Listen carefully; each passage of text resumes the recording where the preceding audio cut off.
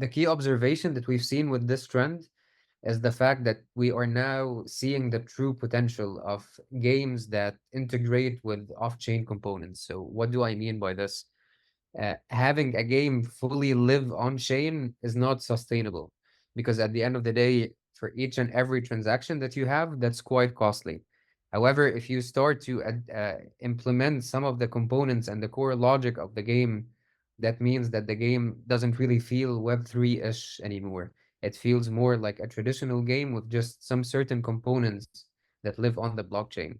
And the fact that we have seen this being implemented in a wide scale or like a massive scale, it was really wonderful to see, because we noticed that there are more than, just in the last month, from I think from early July until mid-August, there were more than 60 million users who interacted with this wide suite of games. And this is much larger than even probably DeFi has endured within the traditional crypto industry. Again, this is really wonderful to see, and it speaks volume about how it could inspire other networks and other applications to adopt such a mechanism. Yeah, here, here we just have some numbers, some stats. Some of the games that Kareem already mentioned, like Catison, the Tamagotchi cat game. Again, 15 million users, which is a significant number. Another example is Notcoin, a tap to earn game, which had over 35 million users. So yeah, we just want to highlight again, those mini apps, those mini games, they are able to attract a large amount of users. Now, maybe let's just to round it up, we now understand what the Ton ecosystem, what the Ton network is. We kind of unwrapped some of the stories and recent news that are happening. We see the flourishing ecosystem of the Ton network and its value proposition. How are we going forward? What's like the market outlook, taking into account what's happening with Telegram? Should investors be concerned? What are some of the bull, neutral, and bear case scenarios that could take place over the next couple of months? Absolutely. So in the best case scenario, Telegram and the executive team behind Telegram, they would not be held liable for the kind of abuses that happen on the platform. I don't think this is a very unlikely scenario, because we have seen this happen with a lot of other social media platforms. We've seen this happen with Facebook. We've seen this happen with WhatsApp. We've seen this happen in a lot of previous instances. So I don't think this is far-fetched to think.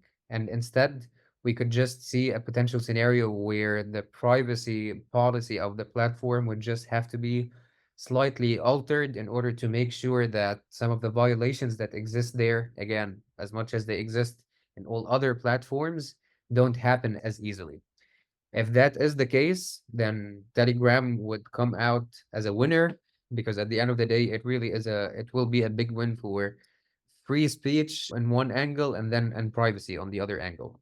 And we would absolutely expect the growth of Ton as an ecosystem and as a settlement network to really thrive from that point forward. Of course, this will only be understood further and further as more details come out from the current investigation. However, we expect this to transpire over the next 2 to 4 weeks. So we will be monitoring this closely. The neutral scenario, that the investigation could take longer than that, which would mean that there is a lot of there that it could generate a lot more uncertainty around Telegram, and then people just feeling a bit hesitant about what this could mean for Ton. As we've highlighted, they are not dependent on each other, but just because of the close associations and the deep integration they have with each other, it could persuade people to feel that maybe it would be better to be sidelined just until we have more clarity about how the whole situation unfolds. So this could happen. But again, as we have said, even if this uncertainty does take place, the setbacks that Telegram could endure, it will not be the end of it.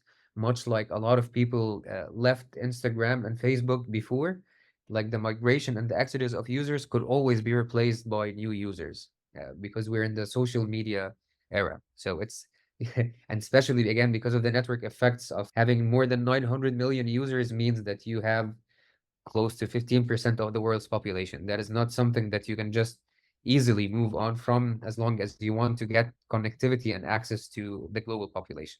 The worst case scenario, that the Telegram team slash founders, they would be charged with abetting criminal offenses. What could that lead to? We would think that it would lead to forcing extremely strict moderation measures and KYC, even though it's important to remind people that KYC does actually exist, at least when you're creating a crypto wallet at the moment. This was not the case a year ago, or at least when the wallet launched, but they do have it now. However, it could include that this is the default or the de facto setting for anyone interacting with Telegram. This could potentially also mean that they would need to just completely deassociate with any crypto initiatives.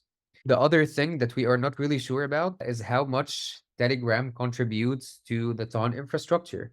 So as we've just said, Telegram directly uses the blockchain for things like sharing ad revenue, like channel owners could be earning a portion of their revenue in TON, which is settled on the TON blockchain itself. So if we do find out that Telegram was investing heavily, or not investing, was contributing heavily in terms of the infrastructure, in other words, running a couple of validators on the network, then if this worst case scenario does happen, then we could potentially see the security of TON taking a hit in the short term and then rebounding after that. One potential workaround for this kind of situation is that TON would start expanding beyond Telegram.